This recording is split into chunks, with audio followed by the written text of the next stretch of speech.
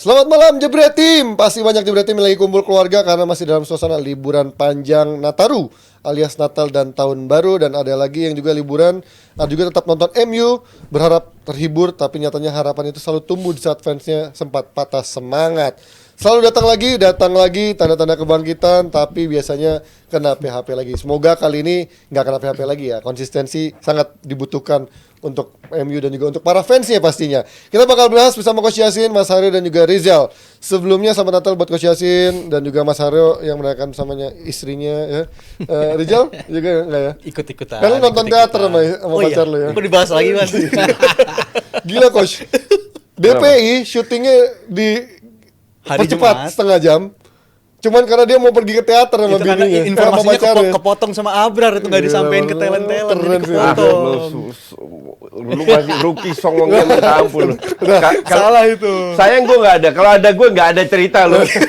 Teaternya yang batal. Tapi nggak apa-apa, itu semua masih normal. Asal nggak pakai baju Wonder Woman di saat lo masih SMA, iya saat puber ya. Itu Abrar doang kayak gitu ya. Kita ngomongin MU nih. Kemarin dia kebobolan 2 gol. Mungkin banyak fans MU yang gue lihat di timeline mungkin udah banyak yang matiin TV atau segala macam, baru bangun udah ngeliat 2-0 udah pada malas nonton. Tapi mungkin masih banyak fans MU kayak gue yang walaupun sakit tapi tetap nonton sampai akhir, dan ternyata ada happy ending yang sangat gimana ya. Kemarin gue nontonnya sampai gue lagi menggigil kedinginan aja, sampai langsung panas badan gue karena adrenalin gue ikutan emosional gitu ngeliat golnya si Højlund dan menang 3-2. Lo terlepas dari kemenangannya Coach, kebobolan 2 gol itu kan juga sebenarnya unacceptable juga kan. Itu goal giveaway ya. Iya ya. Gue kan kasih ini yang live, sering terjadi ya. Gue kan kasih live reaction. Ya. Gue bilang ini kita lihat Megin ngambil itu pakai kaki kiri. Ya. Artinya dia akan masuk ke arah gawang, bukan keluar Iya. dari dia. Pada saat bola yang masuk ke arah gawang, kiper itu harus keluar. Si kampret stay loh di line-nya. Iya. I mean, it's just not acceptable. Lu tahu lu itu nggak terlalu gede. Justru bola-bola kayak gitu pasti jebol kalau lu nggak keluar gawang, mempersulit. Gol kedua, ya itu kan 3 pemain plus Onana di garis gawang.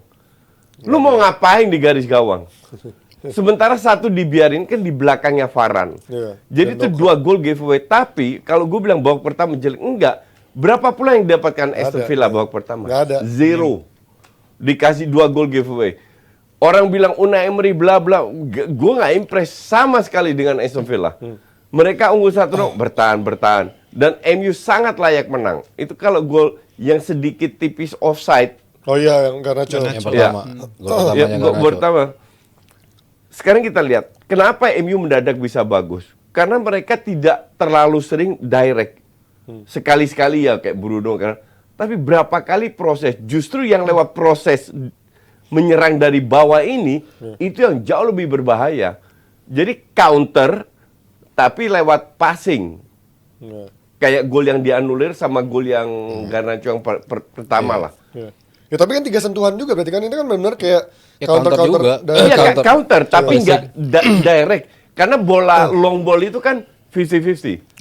Gampang dibaca. Gampang Karena dibaca. kan datangnya pelan kan. Iya, Iya. iya. Ya tapi kan kalau kita ngomongin apakah emang ini menjadi sepak bola MU gitu ke depannya? Karena berapa kali kita dikasih angin segar, gua dan juga dikasih angin segar. Berikutnya begini lagi. Ini kalau tadi coach bilang menangnya karena semangat itu. Apakah semangatnya cukup buat MU? Untuk saat ini cukup. Cukup. Karena Satu cuman pertandingan. sejujurnya cuman itu yang gue lihat sisi positif dari United ya. Maksudnya dari dia kemenangan lawan Chelsea Iya. pun karena emang semangatnya luar Iya, biasa. Emang ya sekarang kalau lo mau nge-build up dari bawah atau lo mau bikin transisi, tapi lo nggak coba untuk ngerebut second ball, nggak coba untuk ketika kehilangan bola lo harus ngerebut lagi, itunya lo nggak jalan, ya lo nggak akan jalan. Tapi United di pertandingan kemarin, terutama di babak kedua, pressingnya bagus, nggak melulu lo harus pressing terus gitu, tapi kan titik-titik pressing mana yang lo harus lakuin.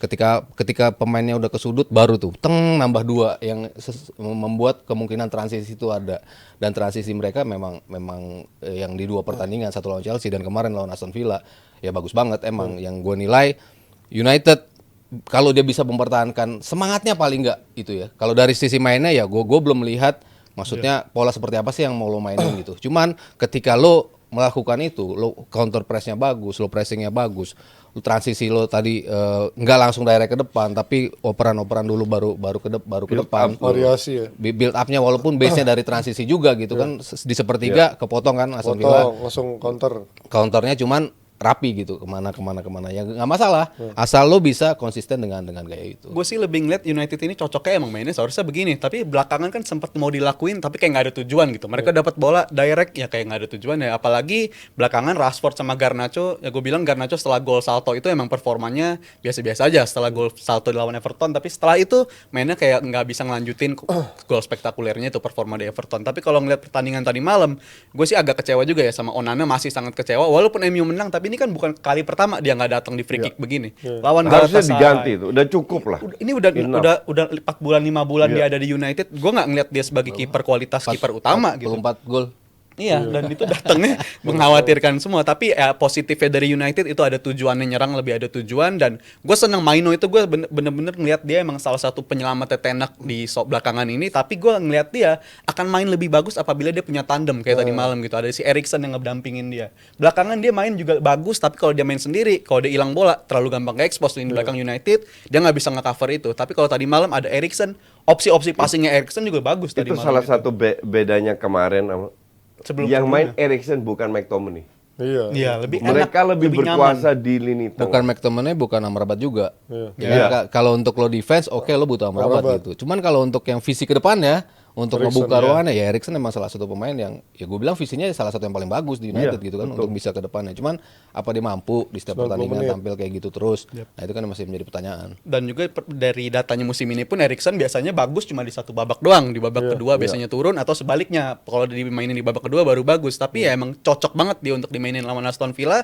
Karena ya Mas, ketika lawan Liverpool, Aston Villa pun kalau lu ngasih direct Aston Villa ini tim yang bisa disakitin sebenarnya kalau daripada lu build up dari bawah doang. Tapi apa yang dilakukan United tadi malam ya udah bagus, terutama si Højlund juga. Akhirnya United dapat gol dari set piece corner loh. Ini hal yang udah lama hilang dari identitas United, sekaligus jadi pemecah telur bagi si Højlund. Walaupun juga gol cornernya bukan gol corner langsung ya, Bukan tapi direct, langsung ditabrak. bola mantul dulu deflect langsung ke scrimmage si Højlund itu. Tapi Karena nggak ada Maguire. Tapi oke juga kalau buat duel-duel. udah lama ya. banget Maguire yang golin juga.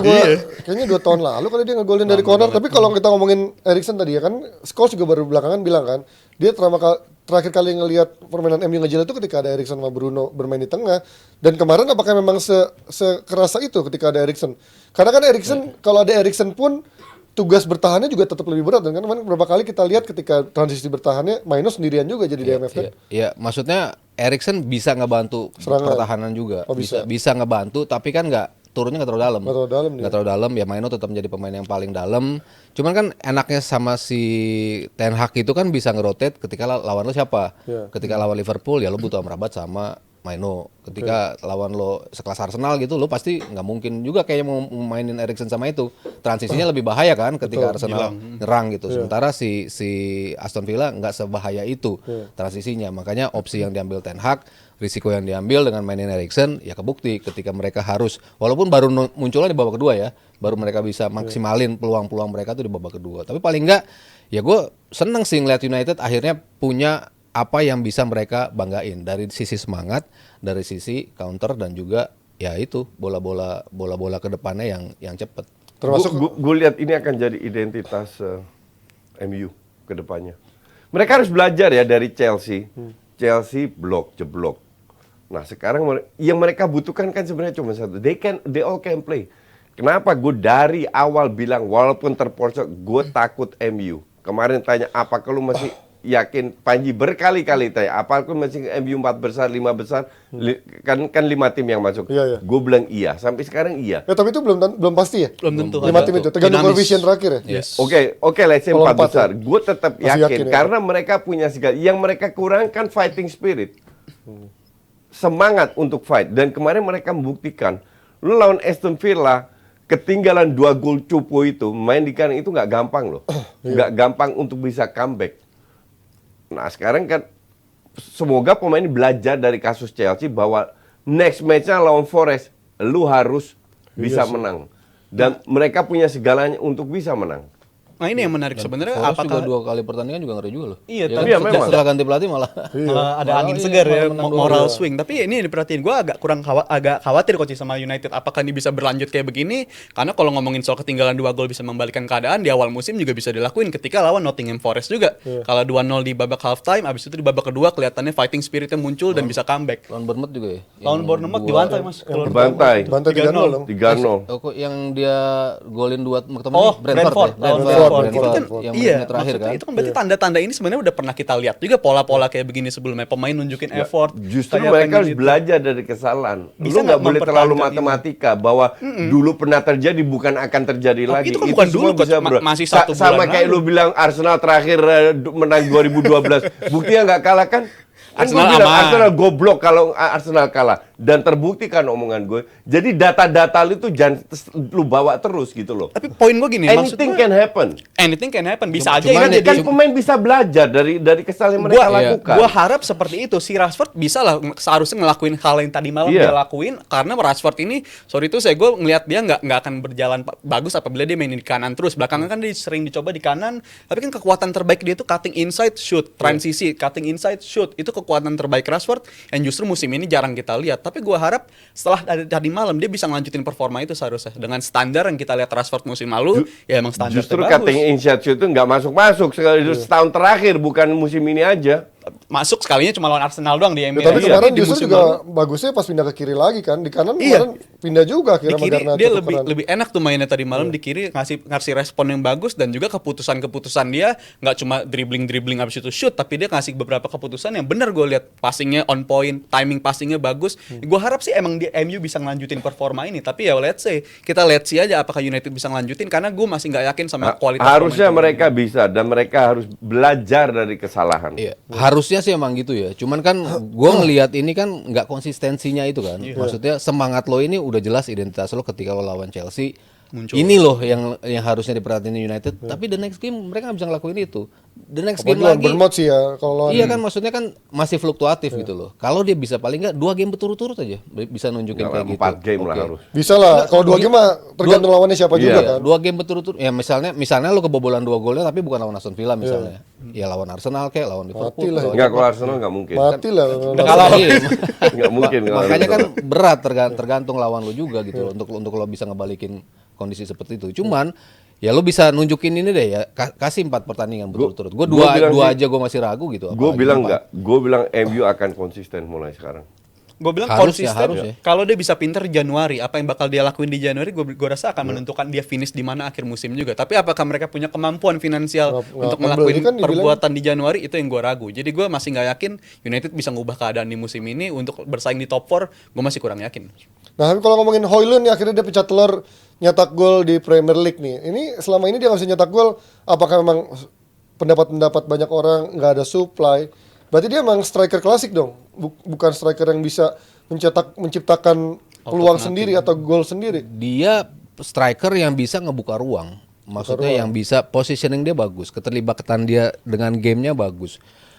Kinerja sama pemain-pemain bagus untuk ngebukain ruang, tapi untuk begitu masuk ke dalam, nah itu dia nggak sering dapat umpan. Ketika dia dapat umpan, ya dia ternyata bisa execute tadi. Ya kemarin kan juga umpannya dari mana Aston Villa kan, bukan makanya itu bukan juga. dari pemain United. Cuman kan paling nggak finishing dia udah nunjukin ketika dia dapat bola yang mateng, walaupun ya bukan dari teman dia, tapi dia bisa nunjukin itu. Sementara kan kemarin dia nggak ada di posisi di mana lo harus bisa mengeksekut bola mateng. Nah itu yang menjadi masalah United juga, dari kiri dari kanan. Ya kemarin kalau si Rashford ternyata bisa melakukan itu dari sisi kiri, oke. Dari kanan Garnacho bisa ngelakuin itu juga oke. Kalaupun dia nggak dioper, tapi kan dia bisa ngebukain ruang buat temen-temennya. Yang masuk nanti Garnacho, yang masuk nanti Rashford, itu pun nggak jadi masalah gitu. Nah, memang kalau Rashford sih problemnya menurut gue, dia memang nggak bisa ngasih crossing direct ya. Tapi dia kalau kasih crossing yang kayak Garnacho kemarin cukup bagus tuh dia. Berarti PR-nya adalah ya berarti dia nggak bisa dong diharapkan menjadi pemain yang memberikan supply kalau dia bolanya udah sampai ujung nggak bisa tuh. Ya kan, ya kalau dia sampai Rashford. pinggir ujung kan nggak bisa Kalau tuh di Rashford kan. sepertiga pertama justru dia bisa tuh bola-bola Makanya kayak dia gitu. jarang sampai ujung kan. Dia biasanya masuk penetrasi, entah dia ke dalam shoot. atau keluar. Iya. Kalau dia ke dalam minimal passing data dia bisa lakukan. Iya. Kalau kemarin juga kasih crossing temennya di mana, bolanya Iya, kemana. iya, makanya dia nggak bisa crossing. Iya, maka dari itu dia jarang kan, jarang ngelewatin, jarang crossing, tapi lebih masuk ke dalam. Kan itu jauh lebih berbahaya. Apalagi Højlund kan nggak harus terima bola, bisa jadi decoy juga untuk pemain-pemain lain yang masuk. Iya, ngebukain Ya, ruang. yang penting adalah lu udah tahu bahwa kekuatan itu adalah main bawah, bukan main atas. Dan ini harusnya ditingkatkan, dan pasti mereka duduk bareng ngelihat kembali ulang videonya. Di mana kita bermain bagus, di mana kita bermain tidak bagus. Nah, harusnya pemain itu sadar bahwa mereka kan profesional. Walaupun juga manusia bikin kesalahan. Mereka sadar bahwa oke, selama ini we failed, kita gagal melakukan hal di mana kita harus menang, ternyata kita kalah.